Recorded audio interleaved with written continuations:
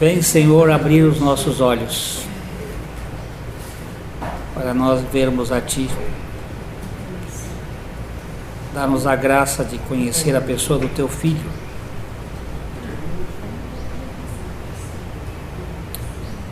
Investe o Teu Espírito sobre nós para que Ele nos capacite, nós possamos falar e ouvir a Tua voz.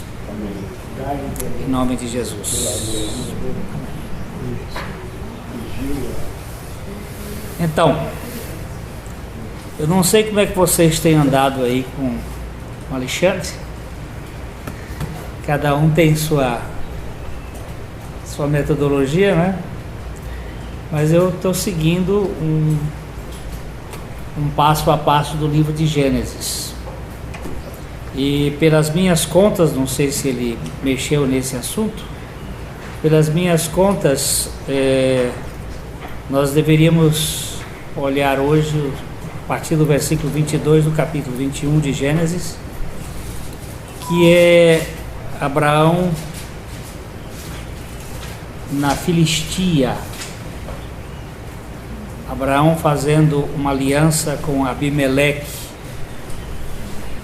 E por esse tempo, Abimeleque, que é um rei filisteu de Gerar, e Ficol, que seria o seu general, comandante do seu exército, fizeram com Abraão,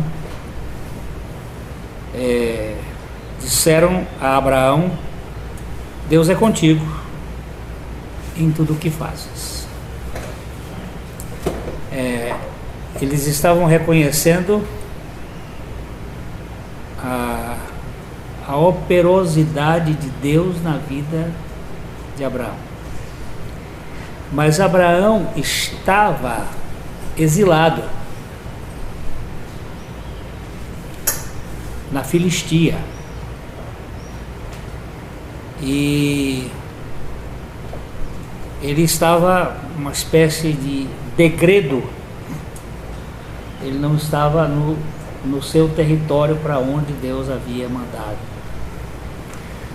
E ele diz agora, pois, jura-me aqui por Deus, por Elohim, que não me mentirás. Que coisa mais triste. Um filho de Deus sendo advertido por um ímpio sobre a mentira. É que Abraão tinha já mentido 2 vezes. E ele tinha criado uma cultura da mentira. Ele mentiu lá no Egito, e ele mentiu para um outro Abimeleque, um outro rei que nós vimos lá atrás. Essa é talvez a coisa da idealização. É chamada de mitomania.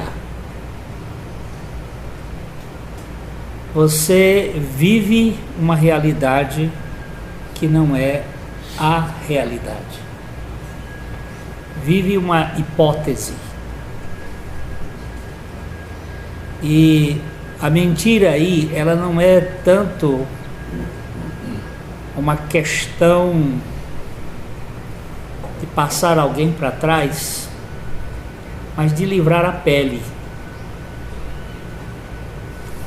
É a mentira que é utilizada por aquilo que se chama de ego idealizado.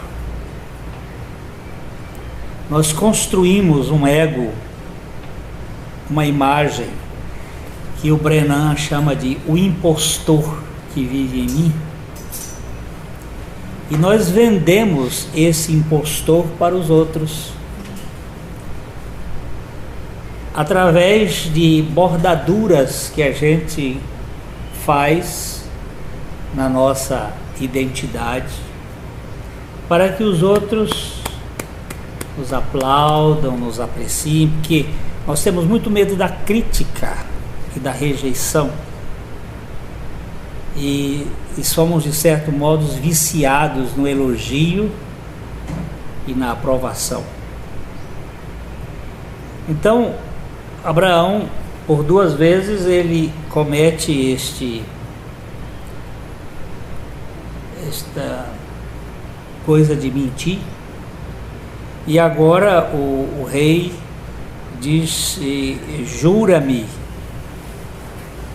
aqui por Deus que não me mentirás, nem a mim, nem a meu filho, nem a meu neto.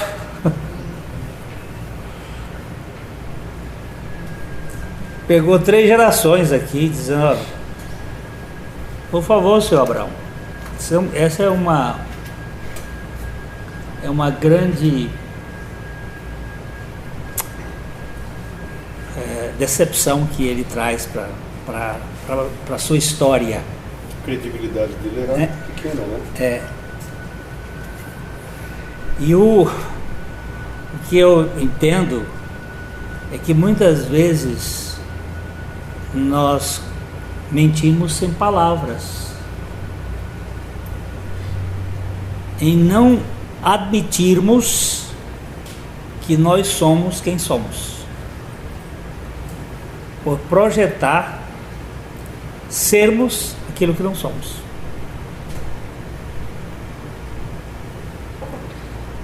Quem é você? Eu sou Paulo disse, eu sou o principal dos pecadores, o príncipe dos pecadores.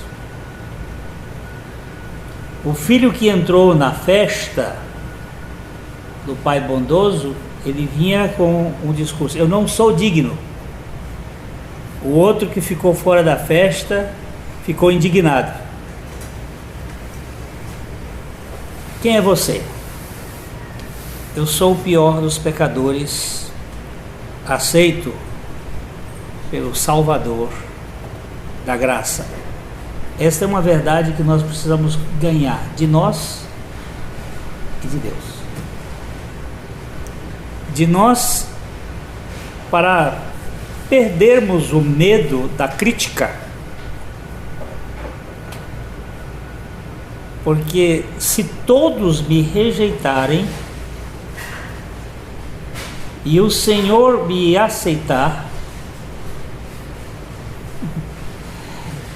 quem é que leva vantagem nesse negócio aí? Muitas vezes nós sofremos muito por causa dos olhos dos homens, porque eles estão olhando para nós e nós não queremos pisar em falso na passarela, não queremos cometer gafes. Essa mania de perfeição talvez seja o pecado dos pecados, a soberba, a impecabilidade. E aí eu tenho que fazer uma renda para tentar enfeitar esse pavão, para tentar dar uma pintura melhor, para você poder me dizer: olha que cara excepcional.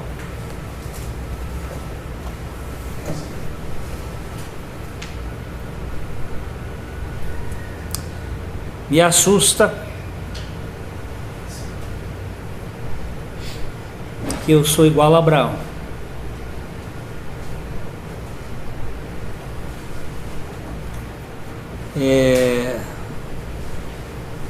Cheio de projeções, de idealizações e tentando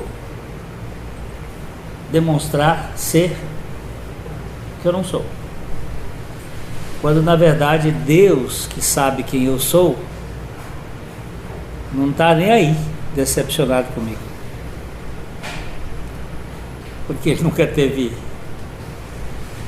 ilusões a meu respeito. Por que a gente se preocupa mais com os olhos dos homens do que com os olhos de Deus? Porque Deus perdoa.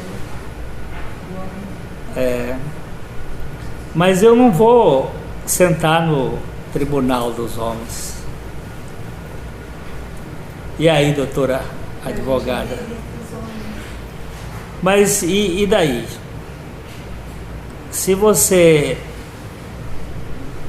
me condena, o que vale a sua condenação diante de uma aceitação eterna? Ou eu não sei fazer avaliação? É esse o problema nosso. É o problema que leva à mentira. Porque a mentira, ela só existe para as pessoas. Para Deus ela não existe. Porque toda mentira diante de Deus é verdade que Ele vê. Ele não é enganado nunca. Mas o que eu estou fazendo? Eu estou querendo me comportar para as pessoas com uma coisa que eu não sou. Por isso que o Abimeleque faz com que ele jure por Deus diante de 3 gerações, para que ele não minta. Mas ele diz assim: eu sei que Deus é contigo em tudo quanto tu fazes. Sabe o que é isso? Graça.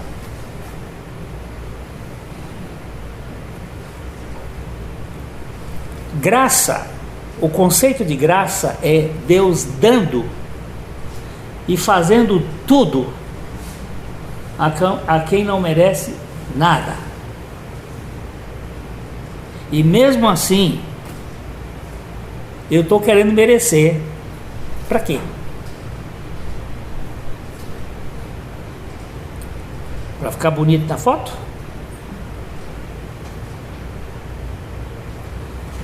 No fundo, isso aí é orgulho. A mesma oferta que Caim deu para Deus. Sim. O esforço. O esforço dele. Então aí está um princípio da religião. A religião, ela se fundamenta na aparência, no que é exterior. Mas a Bíblia diz que Jesus não vê o que é exterior. Ele não julga segundo a aparência, mas pelo reto juízo. É muito interessante quando a crise do reinado de Saul estava lá em plena vigência. Deus diz a Samuel: vai pegar lá na casa de Jessé um rei para substituir a Saul. E Jessé tinha 8 filhos, sendo 7 varões mais aprumados, e o 8º era uma figurinha assim meio até sarará, ruivo, e parece que era meio sardento e meio assim excêntrico. Gostava mesmo era de jogar pedra, era matar urso com faca, era pegar na juba do leão. Ele gostava era de tocar flauta e tinha uns hábitos assim excêntricos. Não era muito do ambiente. Ficava lá no mato, lá na pastagem. E quando Samuel entrou com um chifre cheio de azeite, e ele viu primeiro deles lá, Samar, e disse: e é esse? Olha só o Janequine aqui. Olha só o tipão do menino. E aí ele ficou todo entusiasmado. E Deus disse: eu não vejo a aparência. Eu não olho como vocês olham. Vocês olham para o exterior, mas eu vejo o interior. Eu sei que Davi foi passando um por um e Samuel passando a vara e dizendo: não, esse não, até o último. E quando chegou no último, ele disse: mas não tem mais nenhum. Disse: tem um cara lá, mas aquele não vai servir para nada. Isto é que é o Evangelho, gente. E a Bíblia diz que Deus escolheu as coisas loucas do mundo, as coisas que não são, para confundir as que são, para que ninguém se glorie diante de Deus, senão pela graça de Deus. Davi é a escória. Você sabe o que é escória? É aquilo que já foi tirado todo o metal precioso, e o que sobrou ali foi o restolho. Evangelho privilegia o fracassado. Por que será isso? Porque médico só existe por causa de doente. Se não tivesse doença, para que médico?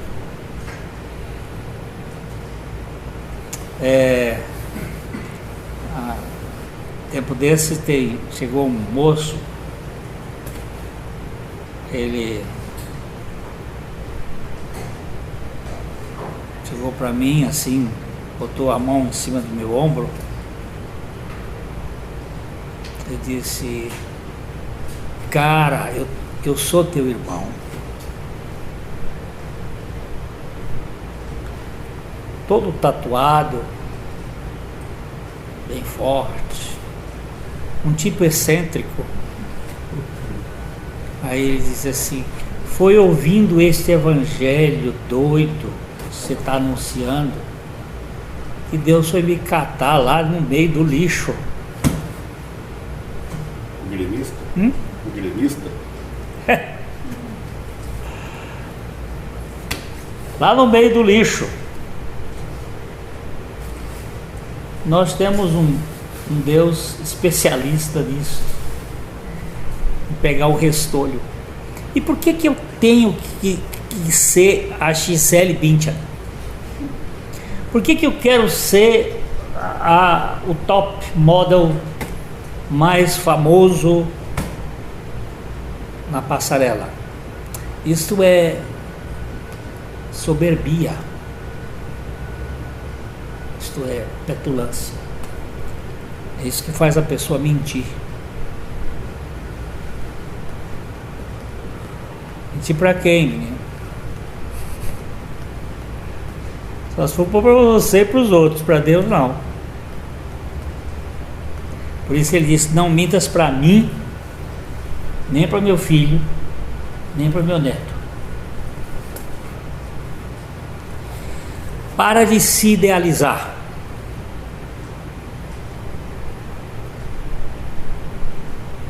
Aceite-se como Deus aceita você. Oh, coisa boa. Isso tira o peso das costas.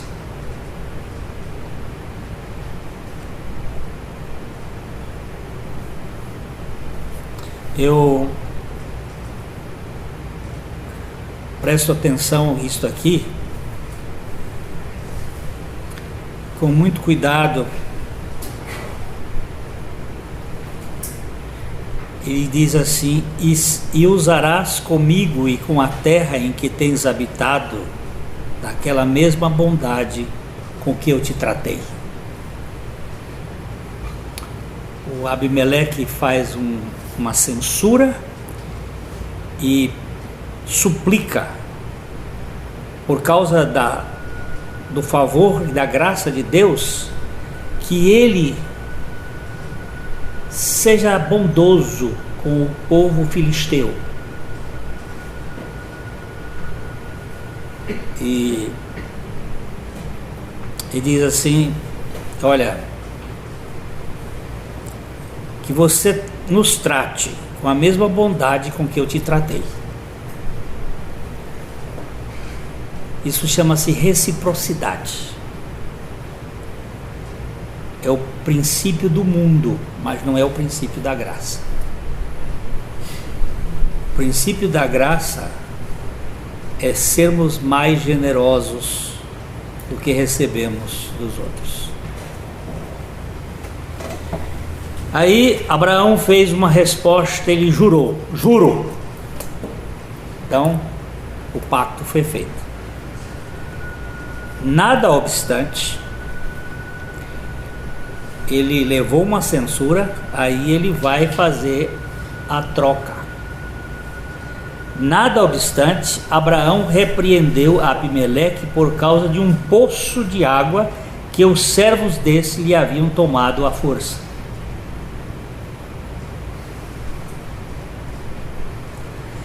Isso chama-se revide.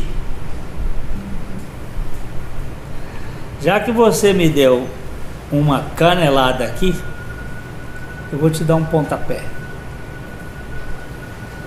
Eu vou te cobrar o que aconteceu. Esse procedimento é extremamente humano, mas é um procedimento que deve ser tratado pela cruz, para sermos livres de ter que ressarcir ou de ter que cobrar dos outros a nossa perda. O Evangelho, ele tem essa característica. Quando quiserem te levar a capa, vai dar a túnica também. O que é isto? Isto é depender que Deus possa suprir infinitamente mais. É confiar em Deus e não nas coisas. Respondeu-lhe Abimeleque: não sei quem terá feito isto. Ele está agora dizendo que não foi uma coisa feita por ele, mas também nada me fizeste saber, nem tampouco ouvi falar disso, senão hoje. Parece que é uma coisa antiga, e Abraão aproveitou por causa da censura. E isso é um comportamento muito frequente entre nós, até entre marido e mulher. Um diz: ó, o chinelo estava emborcado, o outro vai dizer: mas a cueca estava suja. E aí vão criar uma guerra por causa de: eu não posso achar defeito em mim, não posso que você possa achar defeito em mim também, aí eu tenho que achar defeito em você. E daí surgem as pendengas, por aí vão as guerras. Mas aqui tomou Abraão ovelhas e bois e deu-os a Abimeleque, e fizeram ambos uma aliança. E aqui nós temos um pacto, uma aliança feita com sacrifício. Pois Abraão aparte 7 cordeiras do rebanho. Todos os sacrifícios que têm 7 animais, eles estão apontando para o sacrifício de Cristo. É um sacrifício perfeito, completo. E perguntou Abimeleque a Abraão: que significam as 7 cordeiras que puseste à parte? Respondeu-lhe Abraão: receberás de minhas mãos as 7 cordeiras, para que me sirvam de testemunho de que eu cavei o poço. Eu estou oferecendo essas 7 cordeiras para dizer que o poço foi cavado por mim e que nós precisamos fazer um pacto aqui, em uma aliança, para não haver briga. Porque a coisa mais importante naquela região é água.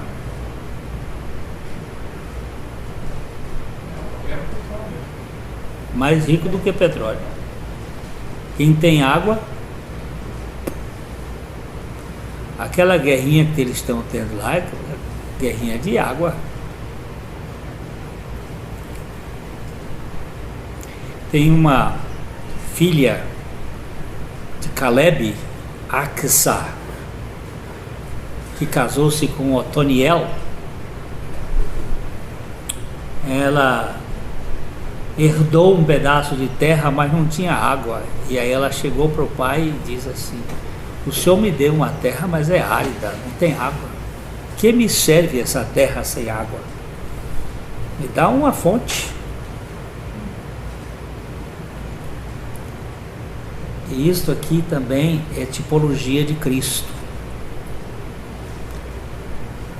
que é a fonte que mata a sede. Quem não tem a fonte, quem não tem água, não pode matar a sede, não pode se limpar, não pode fazer agricultura. E tudo isso é tipologia da figura de Cristo. E eles chamaram aquele lugar de Beersheba, porque ali jurou eles ambos, e assim fizeram uma aliança em Beersheba, e levantaram-se Abimeleque e Ficol, comandante do seu exército, e voltaram para as terras dos filisteus. E plantou Abraão tamargueiras em Beersheba e invocou ali o nome do Senhor Deus Eterno. E foi Abraão por muito tempo morador na terra dos filisteus. Este é o texto todo. Agora, o que esse texto vai nos chamar a atenção assim mais especialmente, é que Abraão foi peregrino.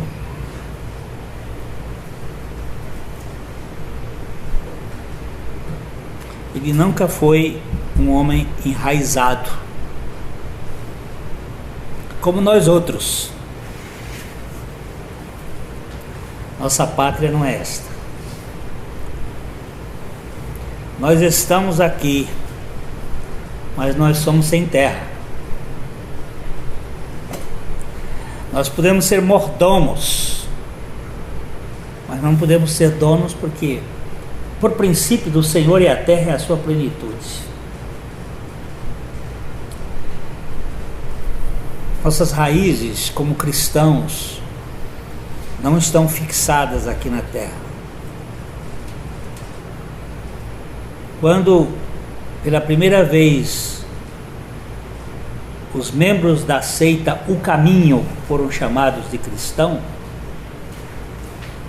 é que eles haviam transtornado o mundo, ou seja, eles estavam de cabeça para baixo.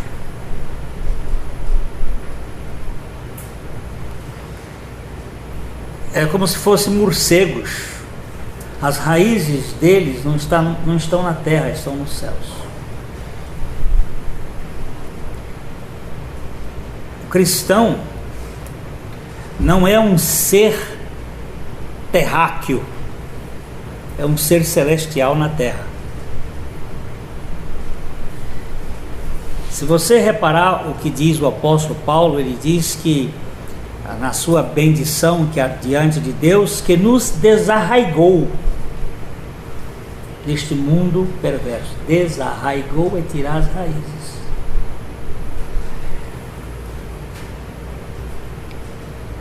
E é muito interessante porque a raiz ela tem geotropismo e o caule tem fototropia, cresce para riba. Mas na planta de Deus nós temos oranotropia, o crescimento é para o céu, a raiz, e a cabeça é para baixo, é crescer para menos. Quem se nutre do céu, desarraigado da terra, pode viver bem na terra, sem medo das lutas da terra, porque ele sabe que ele é um peregrino. Nossa caminhada aqui na terra é uma caminhada de peregrinação. Esse é um lembrete de que Abraão não viveu todos os dias na terra da promessa, mas passou muitos anos no exílio. Eu gosto de pensar que eu sou um exilado. Eu estou aqui por um tempo.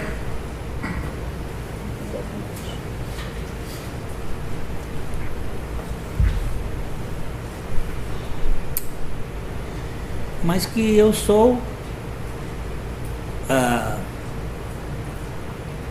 passageiro.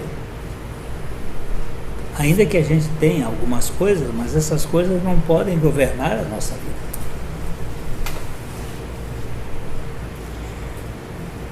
Mesmo Isaac, o filho da promessa, não nasceu na terra da promessa.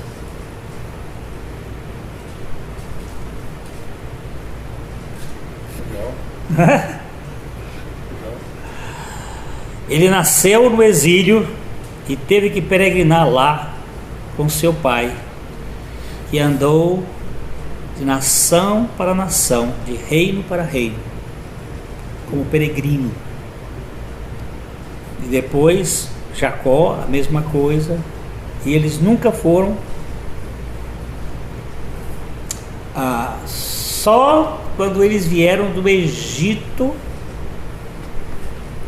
é que Deus aí deu, mas eles nunca tomaram posse na terra como Deus havia estabelecido.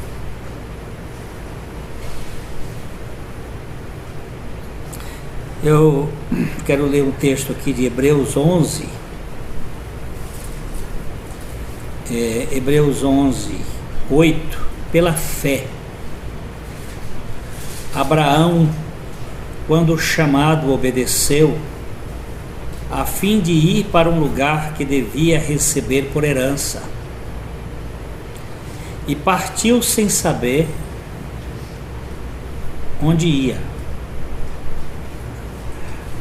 Diz que quem não sabe aonde vai já chegou, né?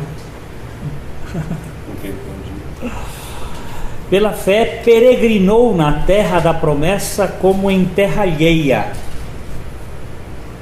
habitando em tendas com Isaac e Jacó, herdeiros com ele a mesma promessa, porque aguardava a cidade que tem fundamentos, da qual Deus é o arquiteto e edificador.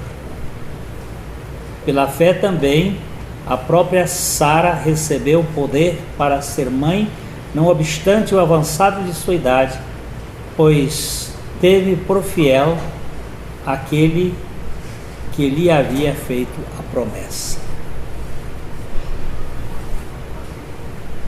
Isto nos coloca numa posição muito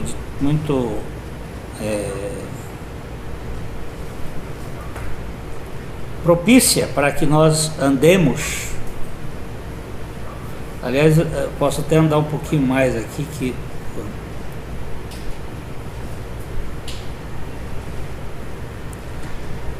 o verso 12.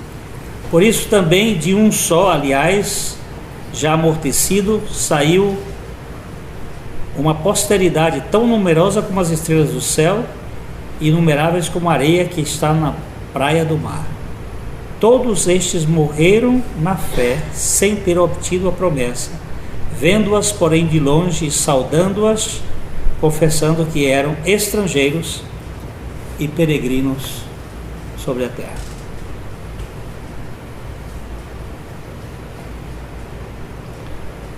Vocês sabem quais são os bens principais que os judeus se utilizam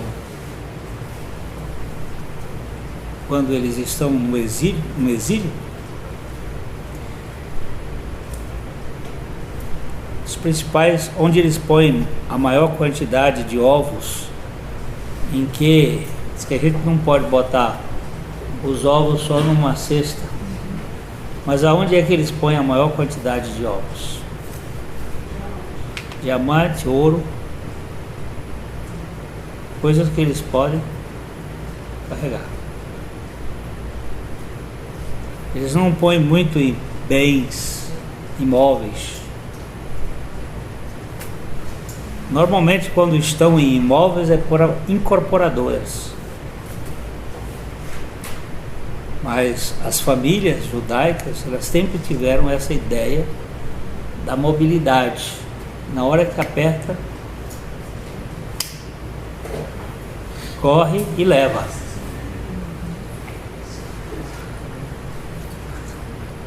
E a ideia de peregrinação é uma ideia muito preciosa para nos tratar, para que nós não fiquemos arraigados com coisas e vão perder um dia o valor.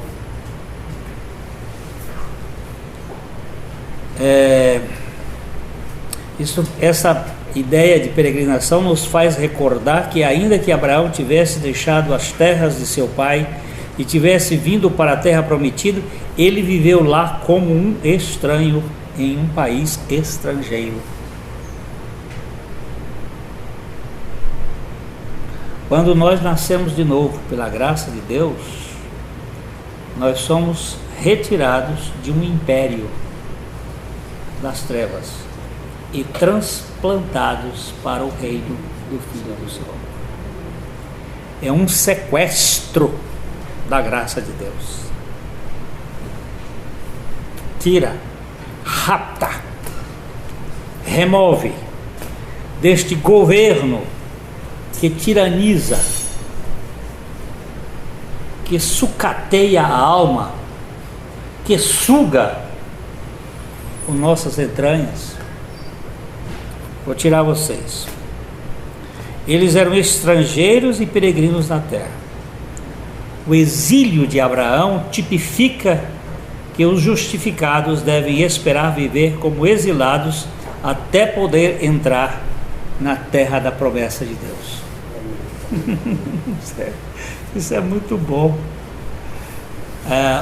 Os negros americanos, eles cantavam uma música que eles chamavam de Deep River, o rio profundo. Além daquele rio profundo, há uma terra além do rio, que chamamos doce terra. Era uma esperança dos escravos encontrarem o Canadá, mas eles nunca conseguiam chegar lá, eram mortos. Mas nós temos não só um mar vermelho que se passa para o deserto, mas do deserto nós entramos na Canaã passando o rio, que significa hebreu, aquele que atravessa o rio.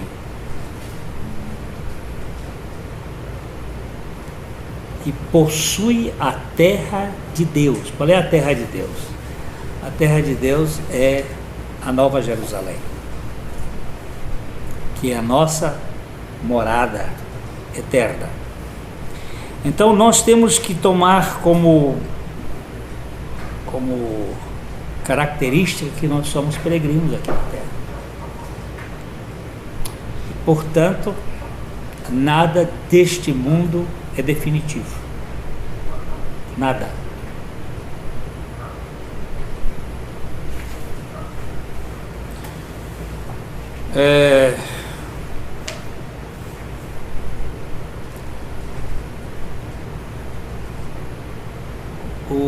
Os servos de Abimeleque haviam roubado um poço a Abraão, mas porque Deus estava com Abraão e com tudo que ele fez, Abraão fez um pacto com o rei e tudo lhe foi restaurado por ele.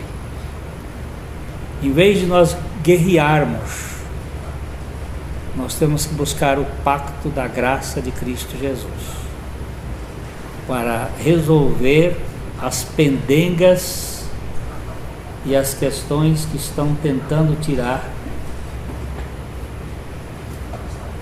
as coisas que são apenas passageiras.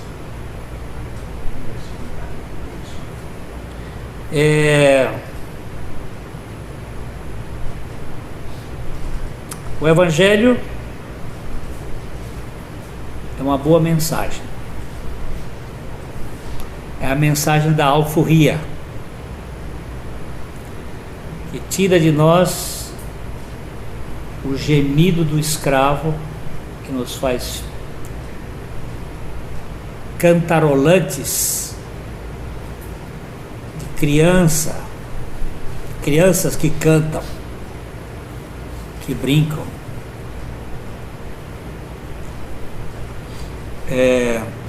Um dos salmos mais preciosos que eu acho é o Salmo 126. Vamos dar uma lidinha nele.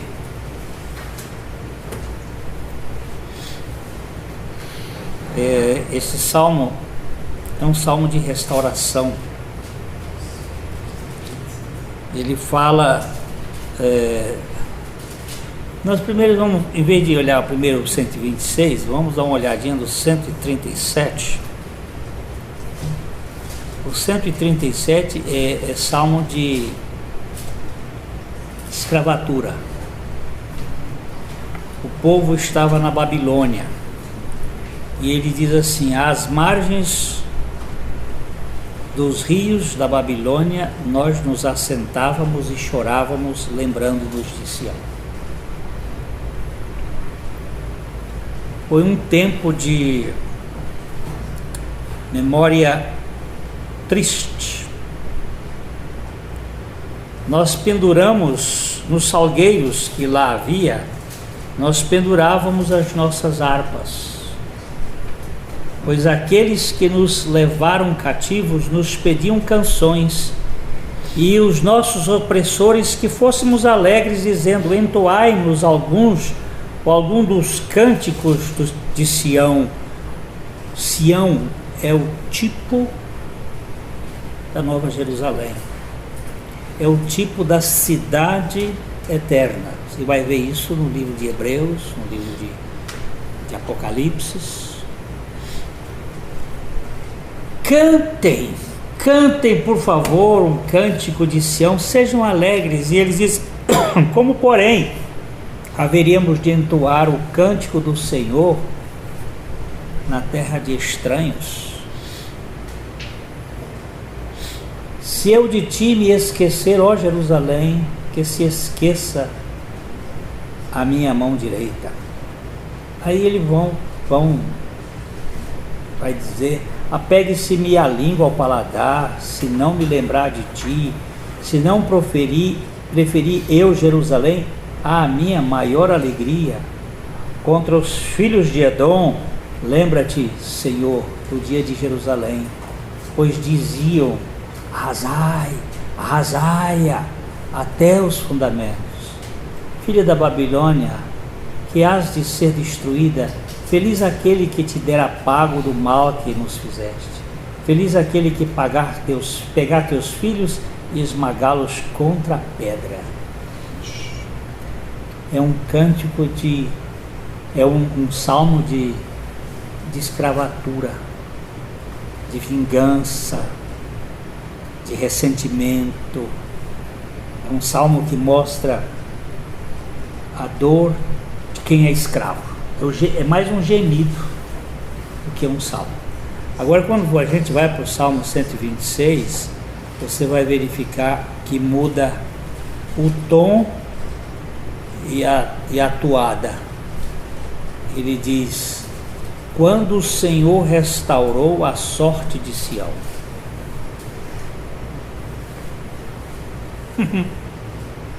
Ficamos como quem sonha. Então a nossa boca se encheu de riso e a nossa língua de júbilo. Então entre as nações se dizia: grandes coisas fez o Senhor por eles. Com efeito, grandes coisas fez o Senhor por nós, por isso estamos alegres. Restaura, Senhor, a nossa sorte como as torrentes no Neguebe. Os que com lágrimas semeiam, com júbilo ceifarão. Quem sai andando e chorando enquanto semeia, voltará com júbilo trazendo seus feixes. E aqui nós temos um salmo que representa a tristeza do religioso dentro de um sistema de cobrança, onde a mentira e a troca de favores é a sua primazia, para um salmo quando você é alforriado e que você tem a restauração da sua história, quando o Senhor restaurou a sorte de Sião. Ficamos como quem sonha.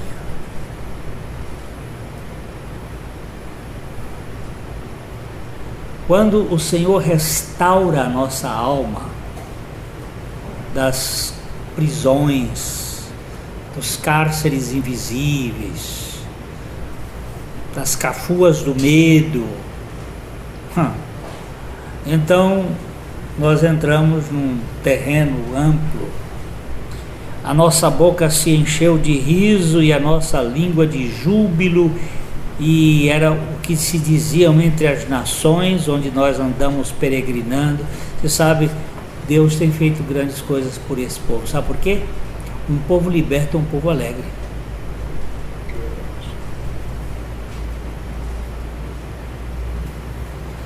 Ele não precisa fingir ser uma coisa que ele não é.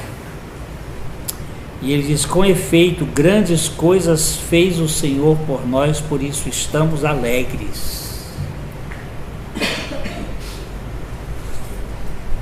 Tem um pensador que diz que um cristão triste é um difamador do seu Salvador. Nós podemos passar por momentos de tristeza, mas não podemos ser tristes. As circunstâncias podem de repente, em um determinado momento, trazer tristezas ao nosso coração. Porém, nós não somos reféns dessas circunstâncias.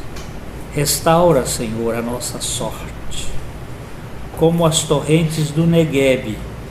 Neguebe é uma região do sul, fronteira com o Egito, mais para baixo, muito seca, mas quando as chuvas, lá só tem águas, quando vem chuvas assim mais extensas, ou degelo, aí formam aquelas torrentes que vêm, eles restauram, deixa encharcar isso aqui, e restaura a nossa sorte. E ele então usa a expressão: os que com lágrimas semeiam, com júbilo ceifarão. São dois movimentos. Quando se planta é duro, quando se colhe tem alegria, porque vem os que saem andando e chorando enquanto semeiam, voltará com júbilo trazendo os seus feixes. Nós precisamos estar certos de que o futuro,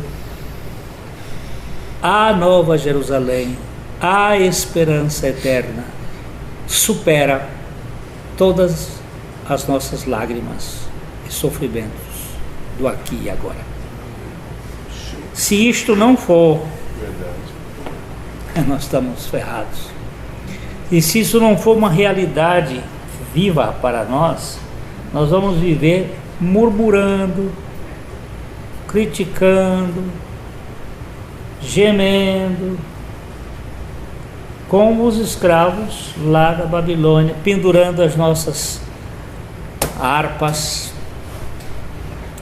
sem poder cantar o cântico de Sião.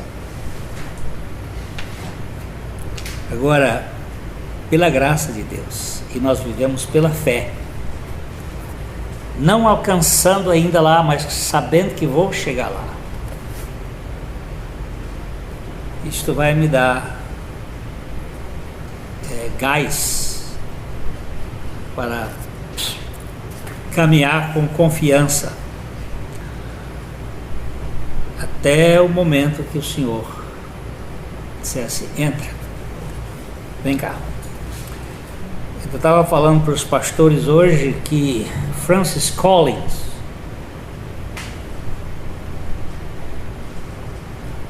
o pai do projeto Genoma, ele escreveu um livro, o título do livro é Por que esse cientista se tornou um cristão. Ele era um ateu e médico, formado por Harvard, médico no hospital de Boston, acho que me lembro qual hospital. Ele estava cuidando de uma senhora velhinha, e essa senhora estava com câncer para morrer, e ele então chegou na cabeceira e disse: como vai passando, minha querida? Disse: muito bem. E ele disse: e quais são as suas expectativas? Ela disse: quando os meus olhos se fecharem aqui, abrirão na porta da casa do meu pai.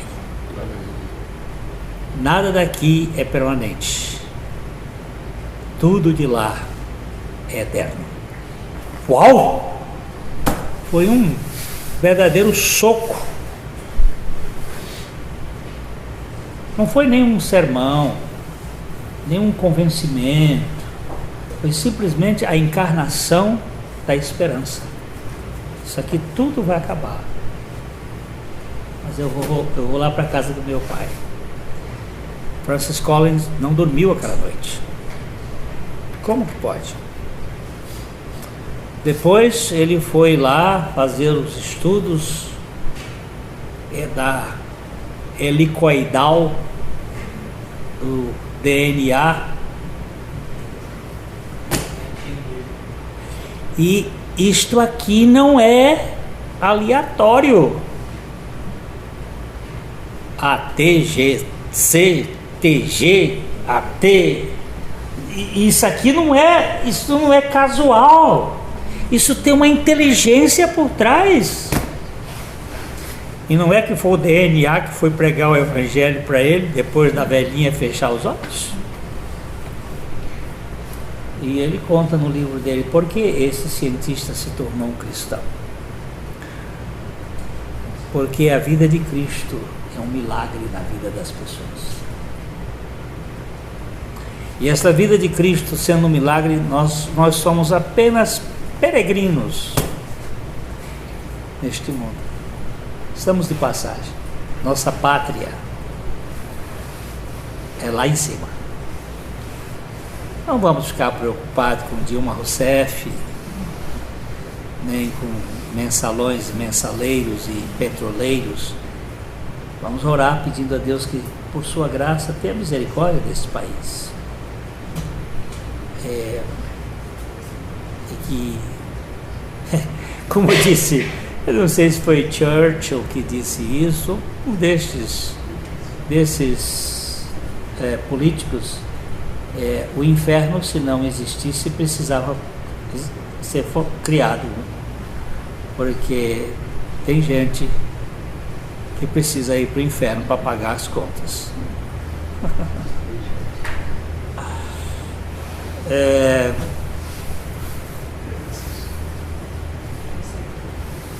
Acho que Hitler foi fichinha em matar gente, como nós temos matado gente hoje no Brasil, tanto por falta de saneamento básico, por falta de hospitais, por falta de critérios, como também por permitir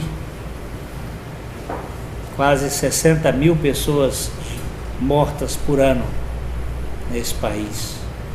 Nenhuma guerra hoje no mundo mata o que morre de gente no nosso país. No trânsito, né? No trânsito, né? Não, isso é morte sem ser do trânsito.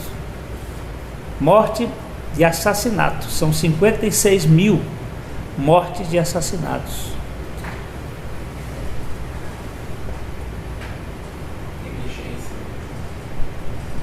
Agora, se me matarem, vão me fazer um favor. A filhinha do irmão nosso aí da igreja, do JC, a filhinha dele diz: papai, não é verdade que se o ladrão chegar e puser o revólver na cabeça e quiser que a gente faça uma coisa errada, a gente pode dizer para ele: não vou fazer, porque se ele matar a gente vai estar com Jesus, e é muito melhor, não é, papai? É um toco. Já está compreendendo que estar com o Jesus é muito melhor. Então, essa questão aqui entre o Abraão das idealizações e o Abraão da peregrinação depois tem um pacto e tem um sacrifício. Esse sacrifício de Cristo é que faz a diferença de tudo. Ele muda a maneira de nós pensarmos. E depois nós vamos ver o capítulo 22 do livro de Gênesis, que é a coroa da experiência de Abraão. É quando ele pode perder o filho, mas não pode perder a dependência de Deus. Está disposto a tudo para não ficar fora da comunhão e da dependência do Senhor. Foram mais ou menos 45 anos desde que Deus tirou Abraão de Ur até colocar Isaque no altar. 45 anos de desconstrução. Oh Deus paciente, misericordioso e bondoso. Abraão meteu os pés várias vezes, fez do jeito dele. Mesmo assim, Deus não desistiu de Abraão, como ele nunca vai desistir dos seus, de modo algum.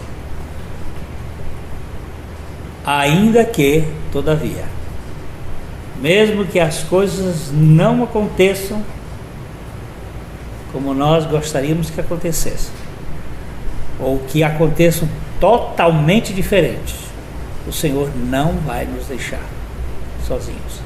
E Ele, tendo começado uma boa obra, há de completá-la até o dia de Cristo Jesus. Eu quero te agradecer, meu Pai, pela Tua palavra e pela revelação do Teu Espírito Santo, que nos mantém dependentes da suficiência de Jesus Cristo. E nós te pedimos que, por meio da revelação do Teu Espírito, o Senhor conquiste o maior número de pessoas através da pregação do Teu Evangelho, para a glória do nome de Jesus. Amém.